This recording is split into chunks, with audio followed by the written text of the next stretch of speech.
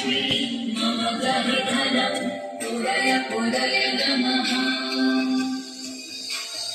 ॐ ह्रीं श्रीं क्लीं श्रीं कुबेराय अष्टलक्ष्मी मम गहि धनं पुरय पुरय नमः। ॐ ह्रीं